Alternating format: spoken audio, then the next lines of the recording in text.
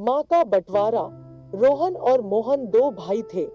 दोनों की शादी हो जाती है, लेकिन शादी के कुछ समय बाद दोनों के बीच एक नई लड़ाई शुरू हो जाती है कि माँ को रखेगा कौन। देखो रोहन, इस बार मैंने माँ को पूरे 8 दिन ज्यादा रखा।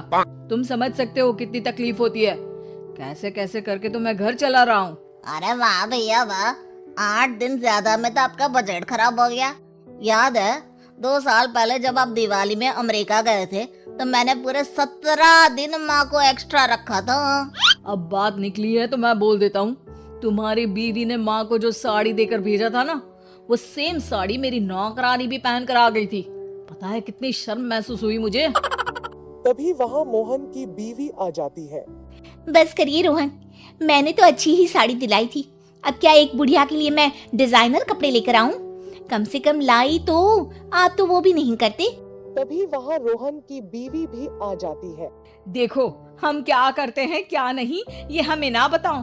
अगर हम गिनाने में आ जाएं कि हम क्या क्या करते हैं ना, तो शर्मिंदा हो जाओगे आप लोग। दूर खड़ी माँ बच्चों की सारी बातें सुन रही होती है।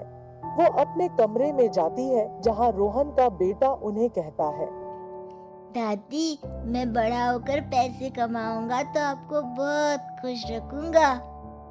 बेटा, मैं तब तक रहूं ना रहूं, पर तुम अपने माँ बाप को कभी कोई कमी नहीं होने देना। उनकी हमेशा इज्जत करना। तभी वहाँ रोहन की बीवी आ जाती है। अरे माँ जी, क्या उटपटांग मेरे बच्चे को सिखा रही हैं? मैंने हमेशा अच्छी शिक्षा दी है, आप कुछ गलत ना सिखाएं। हाँ बहू, संस्कारों में तो मेरे ही कोई कमी रह गई थी। हाँ हाँ, सुन लिया मैंने। जाइए, अपने कपड़े समेटिए और निकलिए कुछ दिनों के लिए। हम भी सांस ले, थोड़ा तंग आ गए हैं। सांस बैग लेकर कमरे में जाती है, जहाँ उसके दोनों बेटे होते हैं। चलो माँ, अब इन लोगों के सुख के दिन है। अच्छा माँ, ले तो जा रहा हूँ लेकिन ढंग से रहना। हाँ अरे एक मिनट। अच्छा माँ, ये हार जो पहन रखा है ना, इसे निकाल कर रख दीजिए। अरे माना कि आपका है, लेकिन महंगा है, कहीं वही ना छोड़ आइएगा। भाभी, ये हार माँ को पापा ने दिया था। मरने से पहले तो वो ये हार निकालेंगी नहीं, तो हार का ख्वाब तो आप छोड़ ही दे। ये बोलकर वो लोग वहाँ से निकल जाते हैं। देखो, मुझे तो तुम मेरे मायके ही उतार दो। मैं तो इस बुढ़िया के साथ रहने से रही। अरे ये क्या बोल रही हो? माँ सुन रही है ना। सुन रही है तो सुने ना, डर नहीं पड़ा मुझे किसी का। अरे बेटा, जरा साइड में रोक ले। न सामने मंदिर दिख रहा है ना, वहाँ भगवान को हाथ जोड़कर आती हूँ। मोहन गाड़ी रोक देता है। माँ उतर जाती है। धीरे धीरे जाते हुए वो उन दोनों से काफी दूर निकल जाती है। काफी देर तक माँ वापस नहीं आती तो मोहन उन्हें ढूंढने उतर जाता है। अब ये माँ कहाँ चली गई? अरे पता भी है कि अभी दूर जाना है, लेकिन अपने सिवा किसी और के बारे में सोचती नहीं। मोहन कार से उतरता है, लेकिन उसे कहीं माँ दिखाई नहीं देती। अरे माँ कहीं नहीं दिख रही, पता नहीं कहाँ चली गई। अच्छा है ना, तो जाने दो ना, लेट हो रहा है और मुझे नींद भी आ रही है। घर चलो बस। दोनों वहाँ से चले जाते हैं।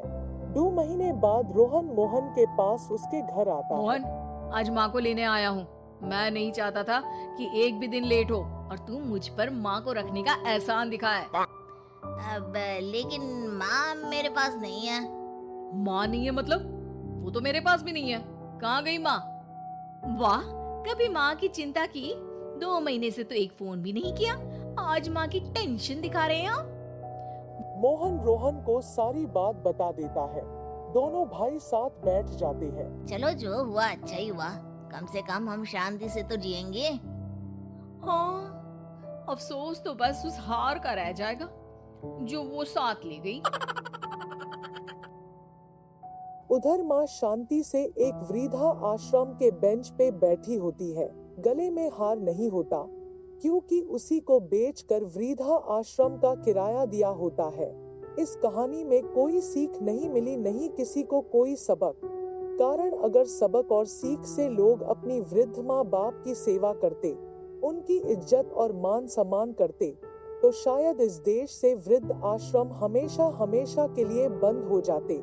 तो ये कहानी यही खत्म होती है।